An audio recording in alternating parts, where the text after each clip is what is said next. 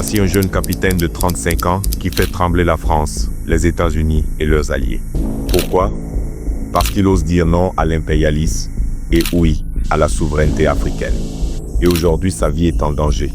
Chers téléspectateurs, prenez place. À bord aujourd'hui, nous allons partir dans un voyage vers la liberté. Ibrahim Traoré est né en 1988 à Bondoukoui, dans la province de Mouhoun, au Burkina Faso. Issu d'une famille modeste, il grandit dans un environnement rural où il apprend très tôt les valeurs de discipline, de travail et de solidarité. Élève brillant, il poursuit ses études secondaires avant d'intégrer l'université de Ouagadougou, où il s'oriente vers les sciences. En 2009, animé par le désir de servir son pays, il rejoint l'académie militaire Georges Namoano de Pau, l'une des principales écoles militaires du Burkina Faso. Il en sort officier et commence sa carrière dans l'armée burkinabé, où il gravit progressivement les échelons grâce à ses compétences et son dévouement.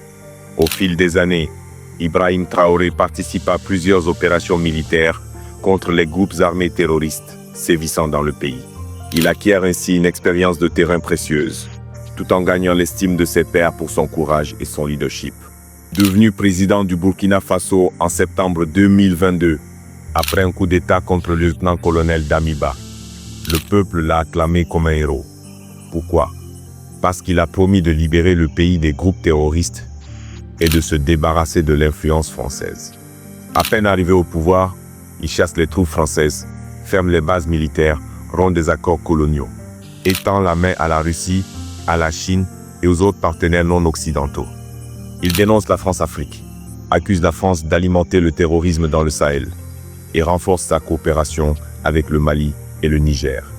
Ensemble, ils forment l'AES, l'Alliance des États du Sahel. Sous Traoré, le Burkina Faso relance sa production d'or, impose une taxe spéciale aux multinationales et tente de nationaliser ses ressources. Et ça, l'Occident ne l'accepte pas. Des rumeurs circulent. Tentative d'empoisonnement, drone suspect au-dessus de Ouagadougou, campagne de désinformation. L'assassinat n'est pas exclu. L'histoire nous a déjà montré ce que l'Occident fait aux dirigeants anti-impérialistes. Sankara, Lumumba, Kadhafi. L'histoire se répète. L'Afrique se réveille. Ibrahim Traoré est plus qu'un président. Il est un symbole. Et sa survie dépend aussi de nous.